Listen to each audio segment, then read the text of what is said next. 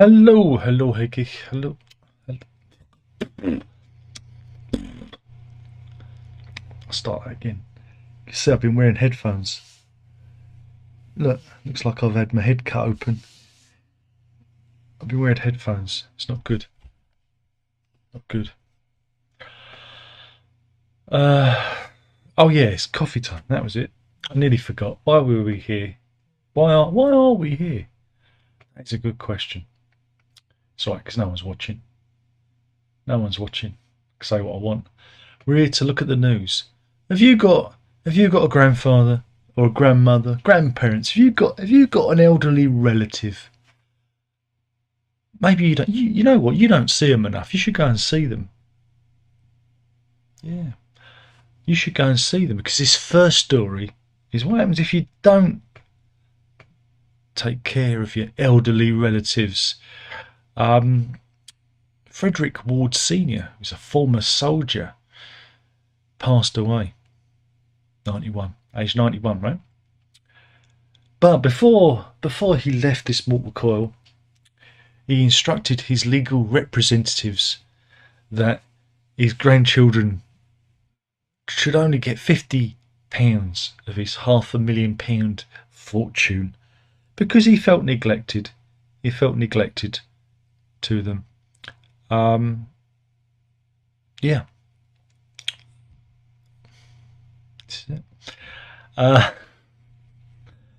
He left almost all of his fortune to his children Terry Ward and Susan Wiltshire when he died in 2020, discounting his dead son Fred Jr.'s children. As I said, the 91-year-old told these legal people that he was upset he'd not been visited by his late son's grandchildren whilst in hospital 3 times with a lung condition.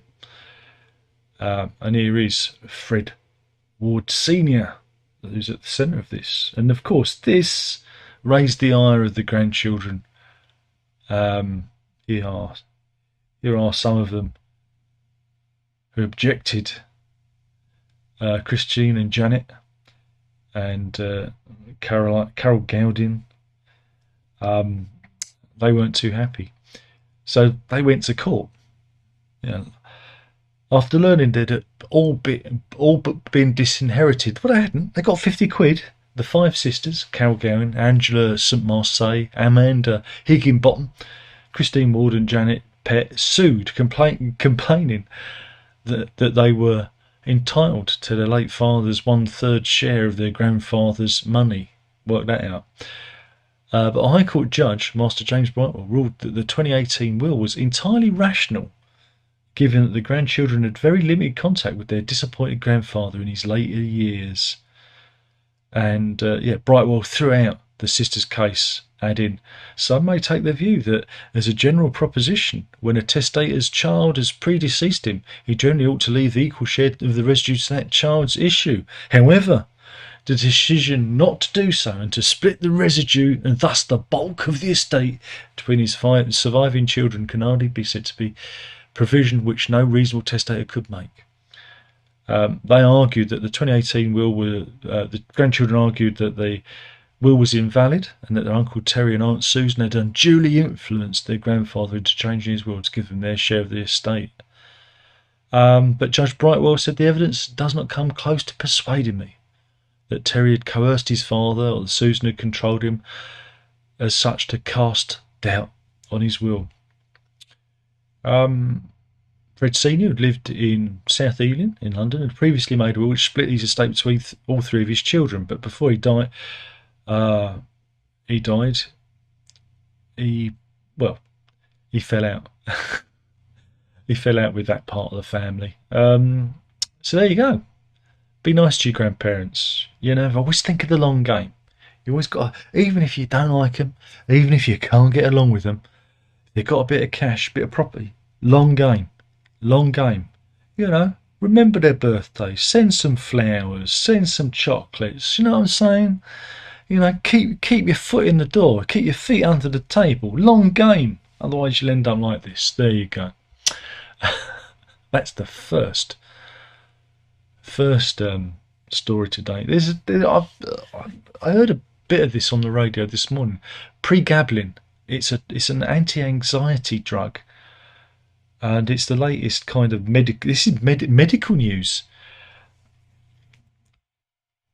Apparently, this new drug. I don't know how new it is, but this drug is used to treat anxiety, epilepsy, and nerve pain. Oh, blimey, I have a bit of that. But it's been linked to thousands of deaths. They reckon there's been 3,400 deaths in 5 years linked to the medicine. And use of the drug can lead to dependency, with some people become addicted to the euphoric state that taking it can cause. Sign me up. I could do with feeling some euphoria now and again. While others say that they become reliant on the relaxing feelings that it induces. Those who become addicted compared to trying to wean themselves off morphine and oxycodone, two drugs notorious for their ill effects. Mother of two, Penny Carroll, told Mail, I felt like I was losing my mind after taking the drug, and she was terrified of further ramifications.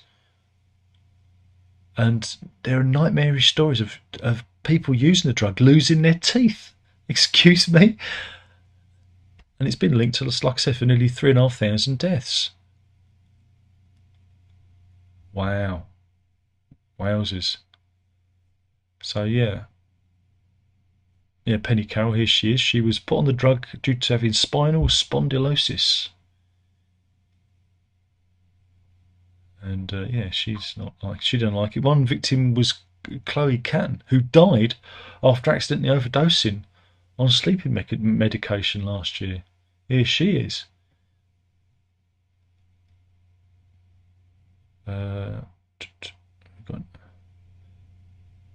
Alex Cobb, he died aged 27 after being prescribed pregabalin. And here is not a stock image of the tablets. Wow, shocking stuff.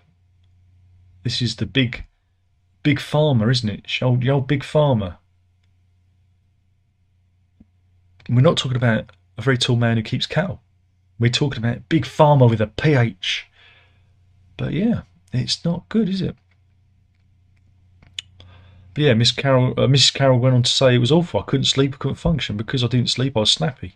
I felt like I was losing my mind and going mad. No one understood. They said I stopped taking it. So it couldn't be the reason. I'm angry that I hadn't been advised on the side effects of the medication. There wasn't any awareness. No one seemed to be bothered. No one seemed to know. It was frightening.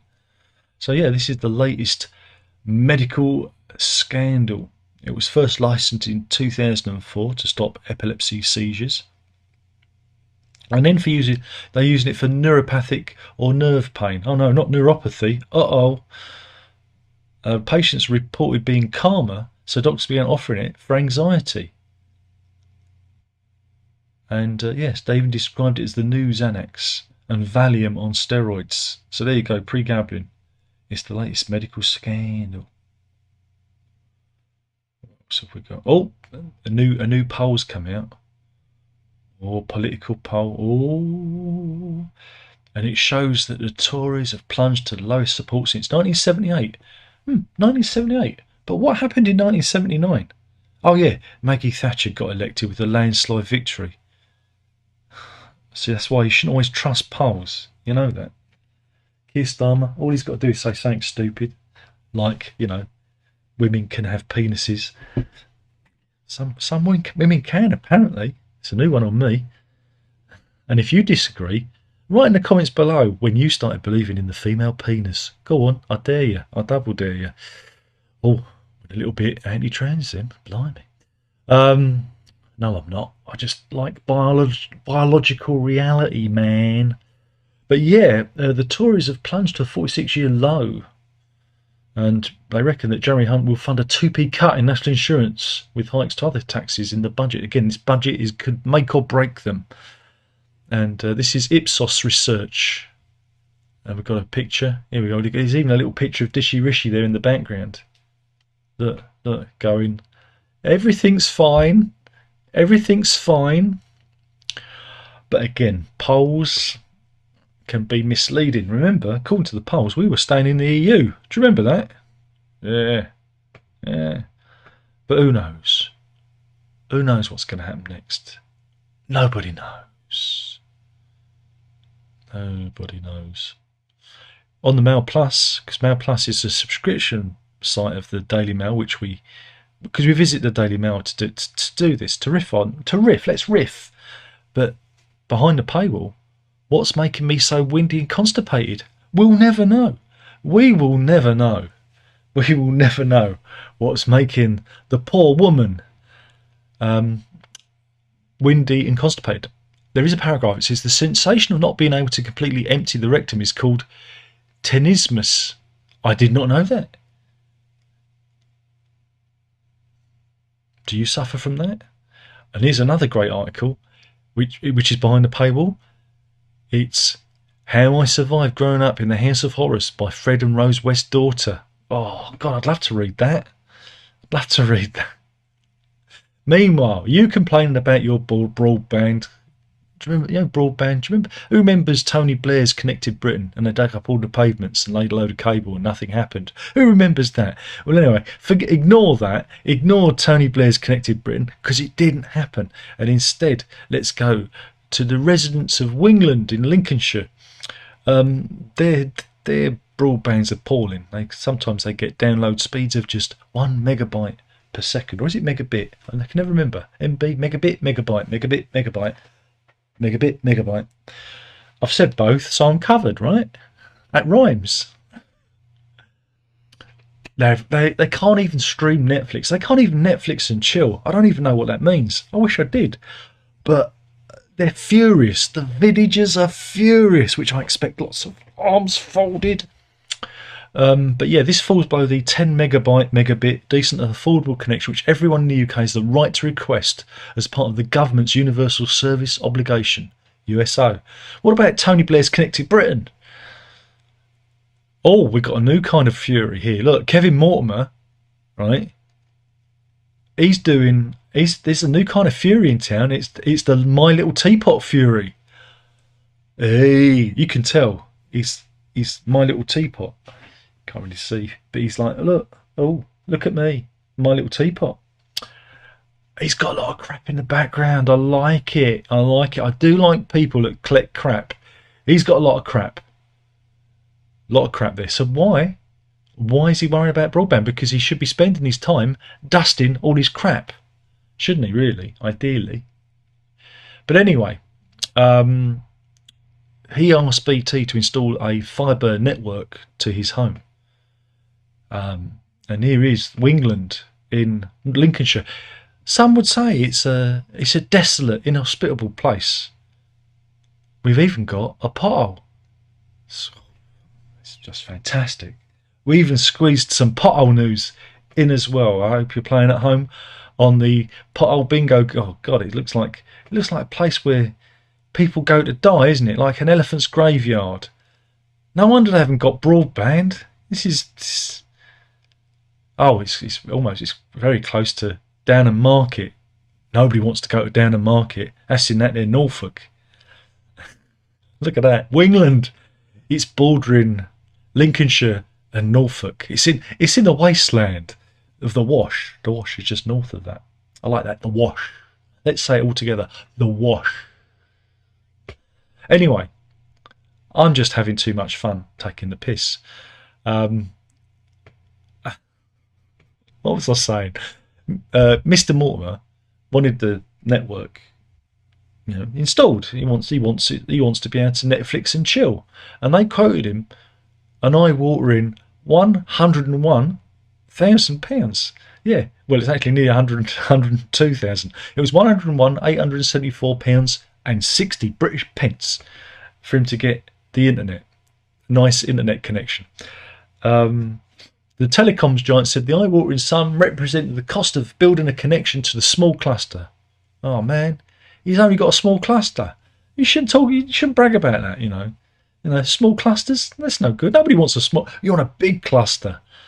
Yeah, so there's a small cluster of 10 eligible USO properties in his area. So obviously he's not entitled to a connection, and it also factors in the cost of digging, planning, because you've got to dig trenches and close roads, and oh god, and they just went, it's going to cost you. They went like this. I went like that. Have you ever had a workman in and they go, you don't say anything, you just didn't go, and you go, that's costly. That's going to cost me money. Anyway, BT said the quote provided to Mr. Moore was under the Universal Service Obligation, a government policy which gives customers who do not have access to a decent broadband speeds of 10 megabytes or above the right to request a quote for improved service. You don't get it, but you can ask for a quote. Well, that's not fair, is it? The government is currently reviewing how best to improve connectivity for the small number of properties where these cost deployments are very high. Well, what you could do is you could go on to our Lord and Saviour Elon Musk, and he could get one of those Starlink. You can get reconditioned Starlink broadband, satellite broadband for 225 quid. I'm just saw the advert on Facebook. I'm not getting paid for anything, but yeah, it's a lot of money. And here's another. This is Stephanie Copeland, and so yeah, it will cost around £8,500 per property. Love the jacket on the dog to get faster broadband installed. Have we got any more?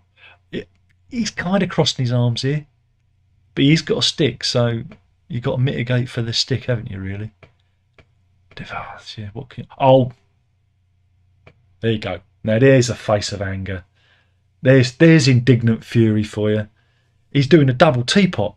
He's doing a teapot with two arms. Look, it's fantastic. That no spout. He's all arm, no spout, which is kind of useless in a teapot, isn't it? Really.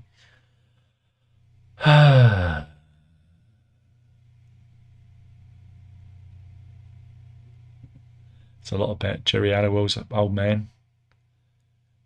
And they did a lot of PDAs as public displays of affection at the Bahrain Formula One because he was being naughty on the text with some woman. I don't know. Couldn't even be bothered to be found in bed with her. I mean, where's the point? What's the effort in that? You know, if you're going to play away, at least, you know, dip your wick, innit? Excellent. Got a follow up to the Amy Lame, though you can call her lame. She is the night czar employed by Sadiq Khan. She's there to promote nightlife in the capital, in London, and London. And she's travelled to Australia, Italy, Spain, and she's paid £120,000 a year salary. Well, here she is. Right, here she's being interviewed, and she says, right, it's a really big job.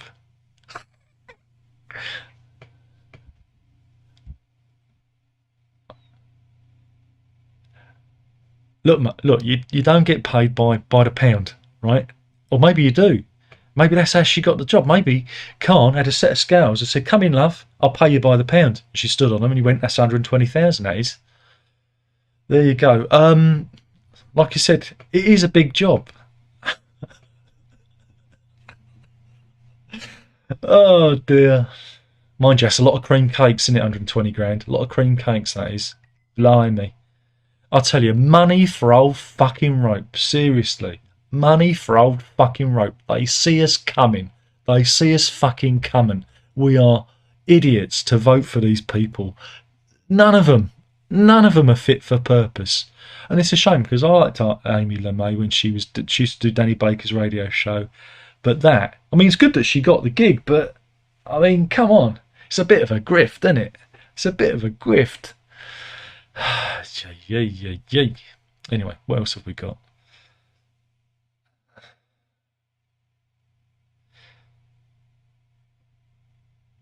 Meanwhile, SNP claim that an independent Scotland can join NATO and become a EU member. Now, I can't. I'm laughing inside. I'm laughing. It's never going to happen. Dream on. Oh, those poor Scots. I mean, I really want them to get their independence because I'd like to see how it'd fuck everything up completely. I really would. It'd be good. Be good. What else have we got? Oh dear. Oh dear, Michael McIntyre had to cancel his latest show but to have emergency surgery. Was it an emergency personality graft? Eh? We share a birthday. I hate that. That makes me feel grubby. Yeah. I also share it with Robert Mugabe. I don't mind that. Remember, there was a member of that band. Compare me to Robert Mugabe. I'm the Robert Mugabe of prog. How's that? Um,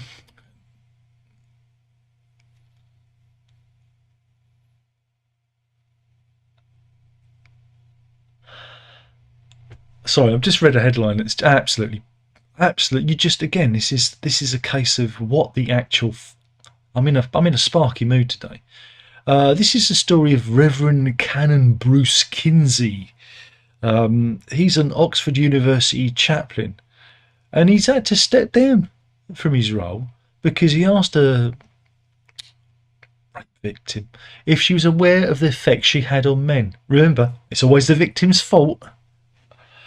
And he compared predators who are puppies who need training. Yeah. He's been moved, though, to a welfare role at a different college. Oh, that solved the problem, didn't it? One woman says she reported a rape to Kinsey, who in turn asked her if she was aware of the effect she had on men and called her very attractive. He said, rubbing his trousers, leaning forward into her. Let's have a look at this fucking idiot. Here we are. Here's a fucking idiot. Oh, Jesus. Another one who shouldn't be anywhere near women. Check his hard drive. Seriously. What's going on with the world? Seriously.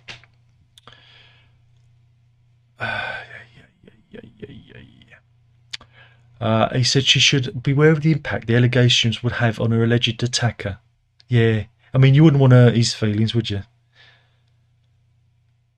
Reverend Kinsey said, according to the victim, you don't want to piss people off who you might meet again downstream. Do fucking what? Do fucking what? And he's been returned to the university working as a welfare advisor for a different college, St Edmund Hall. Everyone write your letters of complaint to there. The guy should never be anywhere near students or women who need help because he's a moron.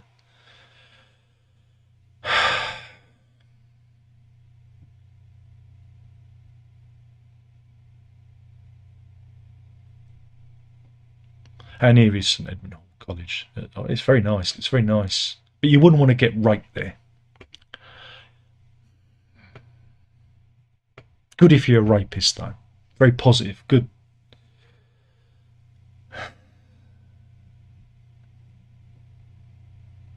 I need to lighten the load.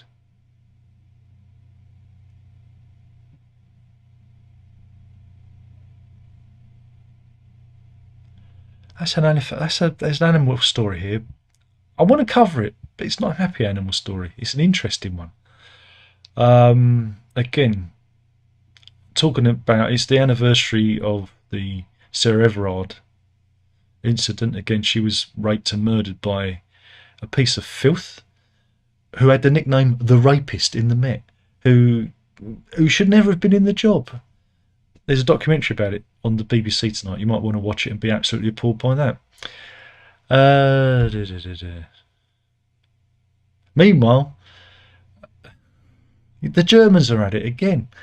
The bloody Germans! It wasn't bad enough that they blew my great aunt to smithereens with her two babies in the last bombing run of World War II. It wasn't enough. I still feel that, and I'm never going to forgive them for that. But Germany's facing fury today as the Kremlin seized on an Air Force chief revealing secret UK operations in Ukraine on an insecure telephone line. Yeah, Berlin has been branded unreliable in the wake of a call between Lieutenant General Ingo Gerhardt and senior Luftwaffe. They still have the Luftwaffe. Being intercepted by Russia. Luftwaffe officers. I thought they got rid of Luftwaffe. There you go. The talks also they bear a split between the German military and the Chancellor Olaf Scholz. Now we heard about him the other day, didn't we? What's wrong with the Germans? Maybe they're going to team up with the Russians. Yeah, there was a split between the German military and Olaf Scholz whether to supply Kiev with their own Taurus missile system. So there you go. And here is the moron involved. Here you go. Never trust a bald man. I keep telling you that. Can never trust them. Meanwhile, let's not go to Haiti. Why is that? Because apparently it's all gone. It's all gone Pete Tong. There is footage, but I don't know how long it's going to take to load up because it's probably an advert. let's just do the pictures instead. 4,000 inmates have escaped from prison. Yeah, and the Caribbean country has declared a state of emergency. Dozens have been killed in a massacre, and around 100, and only 100 of Port-au-Prince's National Penitentiary estimated 3,800 inmates are still inside the facility on Sunday. So there would have been just shy of 4,000 inmates. Majority of them have escaped. And yeah, I mean, it's, I don't know, looks like fun. And that's, yeah, a burning barricade in Port-au-Prince on the 1st of March there. And here are the authorities trying to regain control. So yeah, if you've got a trip there, you might want to scrub it. Yeah, it's not looking. Yeah, it's trying to. Yeah, here's the remnants of the prison. As you can see, all the doors are open. No one's at home. Look at that. Blimey, it's getting serious, isn't it? So there you go. Trying to think if there's a silver lining. There isn't. Gang bosses have been released, and yeah, chaos ensues. What else have we got?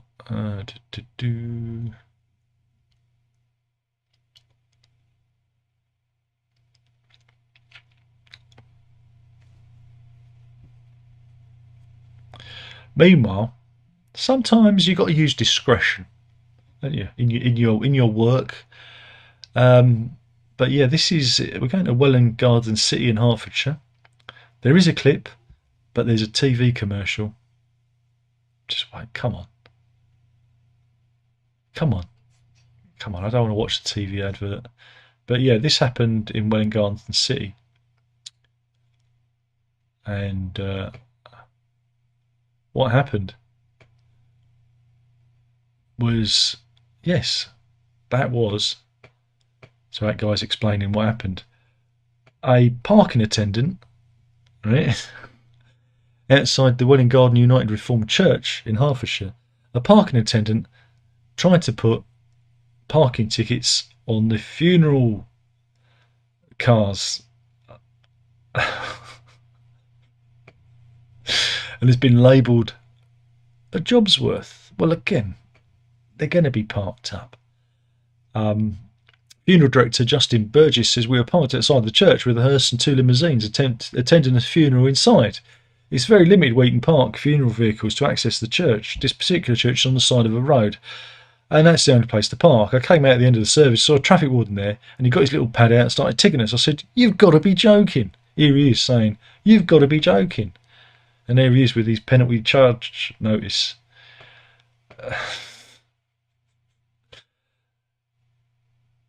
Oh, there's zigzaggy lines. I don't know if there are yellows on that side. There's yellows on that. There's double yellow there. But yeah, problematic that. That's a tricky one. I said, we're going to be 10 or 15 minutes more. Can you just go for a walk around the block? He said, no. So which I replied, I have a bit of compassion, this is a funeral. And he started remonstrating with me. Hoping to avoid seeing, Mr. Burgess went inside to check the family of the deceased who lingered in the church, but the traffic warden was unmoved, and he was photographing the licence plates. When challenged, the parking enforcer summoned a colleague for backup and called in for head office. Burgess added, the woman on the other end of the phone was vile. She was saying, just ticket them, they're breaking the law. breaking the law, breaking the law. So there you go. And there is a stock image of someone getting a penalty charge notice. All I could say is they were dead unlucky. Yeah, so there you go.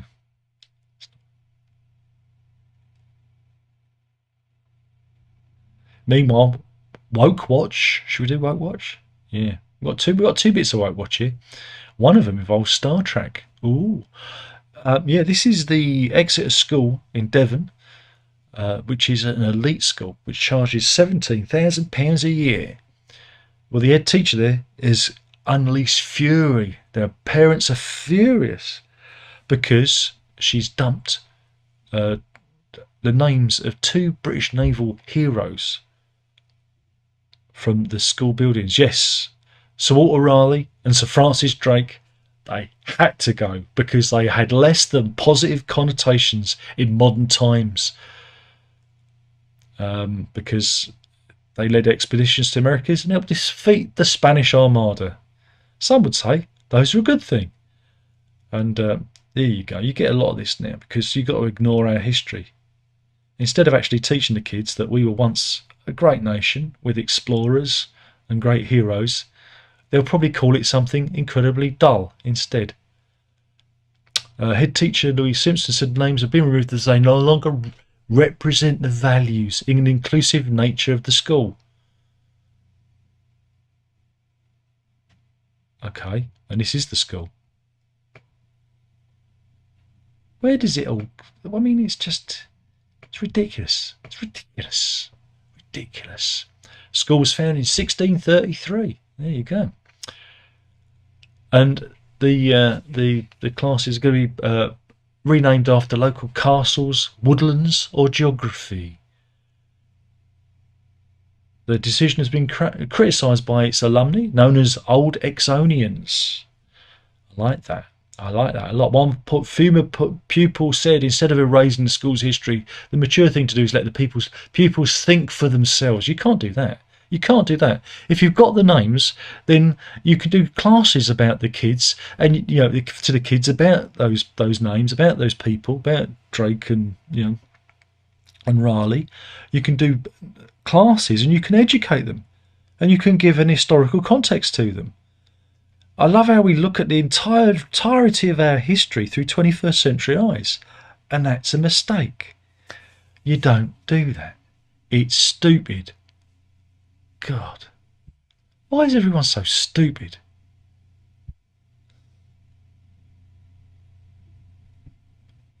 Yeah, just get rid of everything. Just get rid of everything.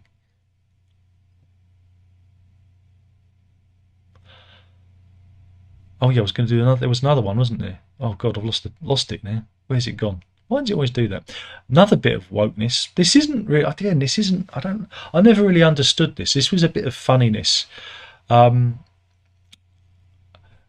you know that there is an episode of Star Trek that's banned in Ireland? Yeah, I knew this because Star Trek. Because we all know that Star Trek's better than Star Wars, right? Everyone knows that. But yeah, there's an episode in Series 3 called The Higher Ground. I think it's episode 12. It was released in 1990. And there's a theme of terrorism, in the episode. And in it, Brent Spiner, as Data, here he is, mentions about Irish unification in 2024. Well, this year, isn't it? Yeah. It's never been the episode's never been shown in Ireland, and it was only ever been shown once on the BBC. Yeah, did you know that? Yeah, so great was the concern over the line's possible ramifications that the episode has neither been shown on the BBC or Ireland's RTV network. A redacted version was aired on Sky, with the sensitive line removed in 1992. Shocking. And it was finally broadcast on BBC in September 29th, 2007.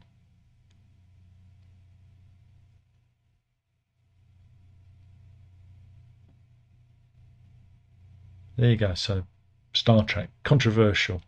There you go. Don't get it. It's just science fiction. Ah, dear. Woof.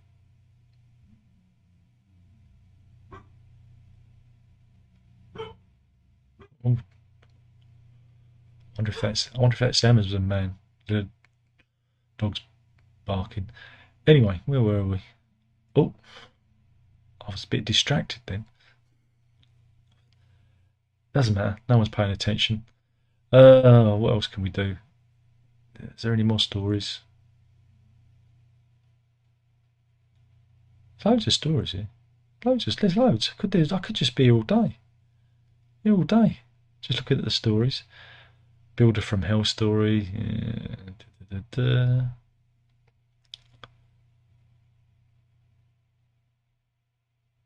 Hmm. Do you remember? Do you remember when I used to do jokes about Lurpak? Well, this was from last month, and I put it in the file and forgot about it. I'm going to do it now. But anyway, have you seen the price of Lurpak? Keaton Pearson from Houghton, he certainly knew the value of Lurpak because he went to a Tesco Express in Houghton and relieved the store of 22 packs of Lurpak at a value of £95. Here he is. He thought he was going to be a slippery customer, and he was going to get away. But his bread has been buttered. I'm just going around in circles here. But yeah.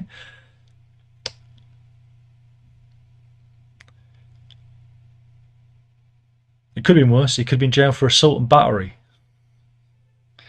But yeah, Pearson has convictions for 71 offences already. And he was sentenced with 2 months behind bars. There you go.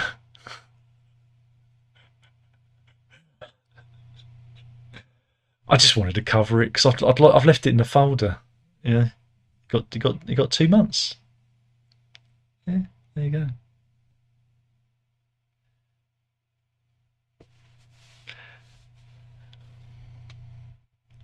He wasn't going to do it, but he wondered, dare he do it?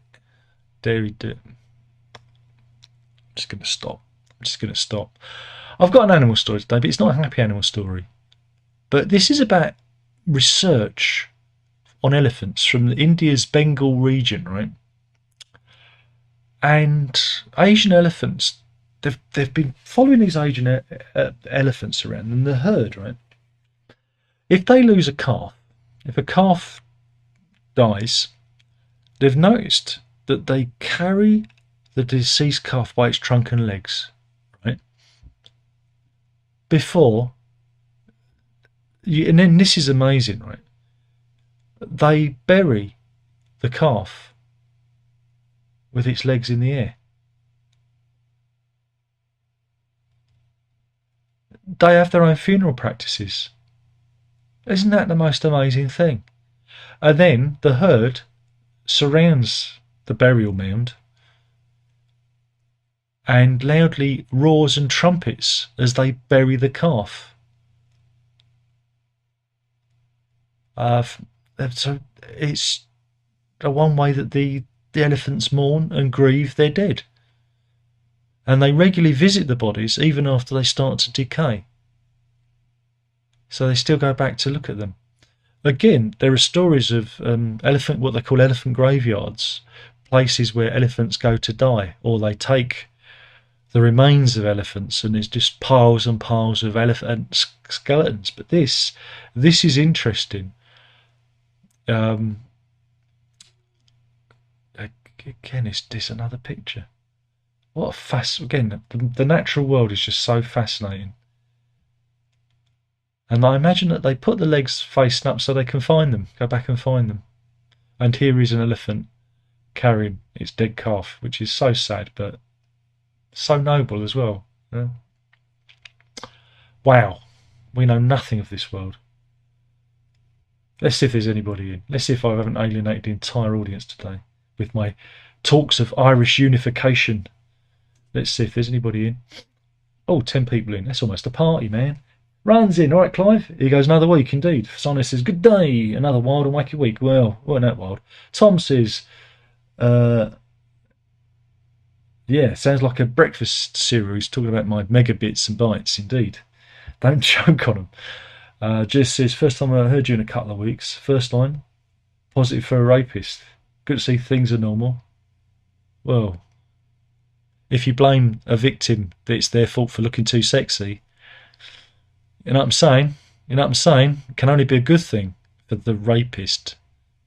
We live in strange, weird times where people who are completely incompetent get paid good money to be completely incompetent. It fills you with confidence, doesn't it? Just says, what are you in for? Nicking butter. Welcome to hell. Not just any butter. Lurpak. Lurpak. Have some respect. And G-Man's in. He says, hi Darren, how's things? Things are just ticking along. Took the dog to the vet this morning to have a booster. She's fine. Needs to lose a bit of weight. She's ploughed on the pounds. I say it's muscle because we walk her so much. We don't think we overfeed her, but there you go. That's the missus department. We have strict demarcation of duties. Other than that, everything's just tickety-boo. Tickety-boo. Just ticking along. Doing this so the missus has something to watch whilst we eat our chicken sandwich. Because we had a lovely roast chicken yesterday. We get chicken sandwich today. There you go. So yeah, everything's ticking along. Thank you for watching. I've blathered on for far too long. And that was the news. Killing the channel one video at a time. You know, you've got to drink it up. Touch it.